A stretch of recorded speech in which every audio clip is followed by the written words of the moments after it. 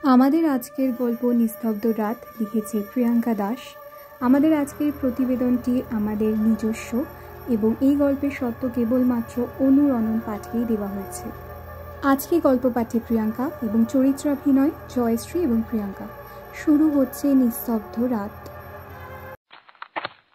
সময় তখন রাত 10:15। বাঁকুড়ার শ্যামপুর গ্রাম ছাড়িয়ে রঘুনাথপুর গ্রামে নির্জন পথ দিয়ে দ্রুত পা চালাচ্ছিল অর্পণ। বন্ধু রমেশের বোন রিমার বিয়ে উপলক্ষে রঘুনাথপুর গ্রামে এসেছিল। থাকার কথাও ছিল, কিন্তু কলকাতার অফিসে কালকের জরুরি মিটিংটা কোনোভাবেই এড়ানো সম্ভব হলো না। তাই বাধ্য হয়েই আজকে রাতের ট্রেনেই তাকে ফিরতে হবে কলকাতা। তাকে থাকার জন্য অনেক অনুরোধ করেছিল রমেশ।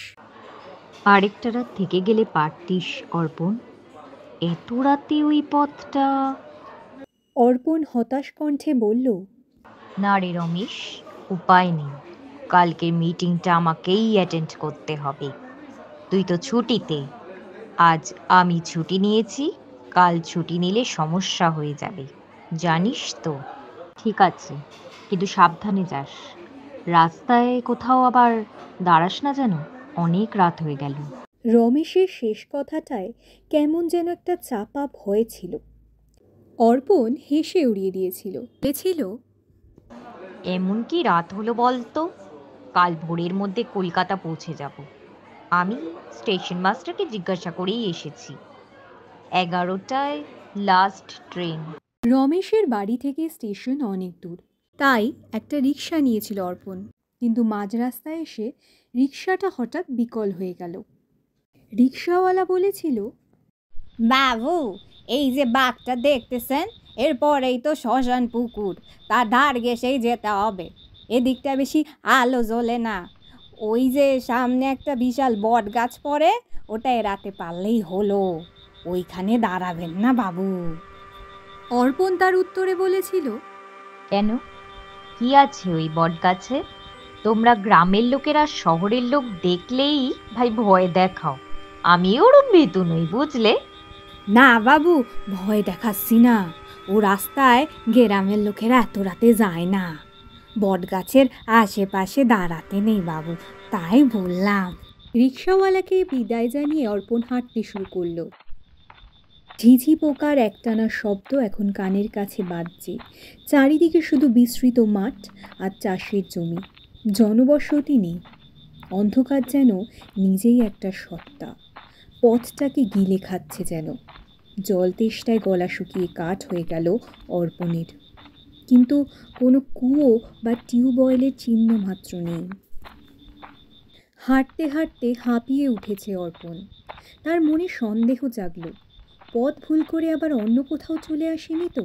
তখনই হঠাৎ সামনে বিশাল এক গাছের উপস্থিতি অনুভব করল সে। আকারে বিশাল, মনে হচ্ছে বট বা অশ্বত্থ হবে।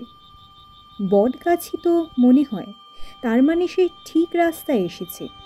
গাছটি এতটাই বড় যে আকাশের সামান্য আলোকেও যেন গিলে নিয়েছে। খুব ক্লান্ত লাগছিল তার। সেই সঙ্গে হঠাৎ যেন বাতাসের তাপমাত্রা অস্বাভাবিকভাবে কমে গেল। মনে হলো কেউ ফ্রিজের দরজা খুলে দিয়েছে। তাই বাধ্য হয়ে গাছটির নিচে একটু বসল অর্পণ। মাথার ওপরের ডালপালাগুলো যেন আকাশ একেবারে ঢেকে ফেলেছে। গাছের তলায় বসতেই ছেলেবেলার স্মৃতিগুলো যেন বিদ্যুতের ঝলকের মতো মনে পড়ে গেল তার। তার ঠাকুমা বলতেন, দাদু ভাই, রাতে বট বা অশ্বত্থ গাছের তলায় বসতে নেই, তেনারা থাকেন, তেনাদের ছায়া। তেনারা কারা ঠাকুমা? নাম নিতে যেও না দাদু ভাই, শুধু মনে রেখো, তেনারা মানুষের ভালো চায় না। মনে নিজেকে ধমক দিল অর্পণ। আমি এসব কি ভাবছি, যুক্তি মানি, কুসংস্কার নয়। এসব ভাবতে ভাবতেই হঠাৎ ডালপালার মধ্যে দিয়ে একটা ভেজা ভারী খসখস শব্দ শুনতে পেল সে। চমকে উপরের দিকে তাকালো। সামান্য চাঁদের আলো এসে পড়েছে বটে, কিন্তু স্পষ্ট কিছুই দেখা যাচ্ছে না। উদ্বিগ্ন অর্পণ মোবাইল ফোনটা বের করে ফ্ল্যাশ লাইটটা জ্বালাতে যাবে, ঠিক সেই মুহূর্তে ফোনটা বন্ধ হয়ে গেল। অর্পণ বিস্মিত হয়ে বলে উঠল, এ কি, চার্জ ছিল বন্ধ হয়ে গেল কি করে? আবারও সেই একই শব্দ। এবার উঠে দাঁড়ালো অর্পণ। তার মনে হলো বাতাসের মধ্যে যেন কেউ ফোঁস ফোঁস করে নিঃশ্বাস ফেলছে। ঝিঝি পোকার ডাকও হঠাৎ থেমে গেছে।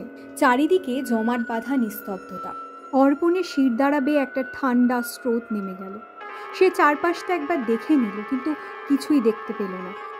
শুধু গাছটার গভীর ছায়া যেন আরও ঘন হয়ে তাকে ঘিরে ধরেছে। ঠিক তখনই একটা হিম শীতল কণ্ঠস্বর শোনা গেল।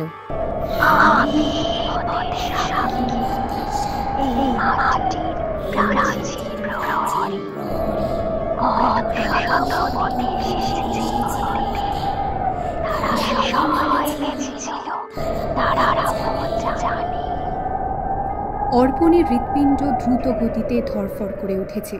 সে বুঝতে পারছে না এখন তার ঠিক কী করা উচিত। সে কাঁপা কাঁপা কণ্ঠে প্রশ্ন করল, তুমি তুমি একটা গাছ, গাছ কথা বলতে পারে না? নির্বোধ মানব, তোমরা শুধু গাছপালার শিকড় দেখো, তোমরা জানো না শিকড়গুলো মাটির গভীরে কিসের সঙ্গে টানে যায়। আর এই গাছপালা, ডাল পাতা, তারা শুধু বাতাস বয় না, তারা জীবনের শেষ নিঃশ্বাস শুষে নেয়। অর্পণ সভয়ে এক পা পিছিয়ে যেতে চাইল, কিন্তু তার পা যেন মাটির সঙ্গে আটকে গেছে। সে অনুভব করল তার পায়ের নিচের মাটি যেন আরও ঠান্ডা, আরও নরম হয়ে আসছে। গাছের কণ্ঠস্বর এবার আরও কাছে মনে হলো, যেন ঠিক তার ঘাড়ের কাছে ফিসফিস করছে। অর্পণ ভীত স্বরে বলে উঠল, আমার আমার কিছু চাই না, আমি শুধু স্টেশন যেতে চাই, আমাকে ছেড়ে দাও।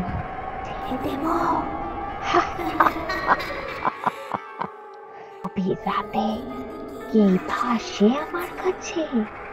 পথ ভুল করে যারা আসে তারা আর ফেরে না।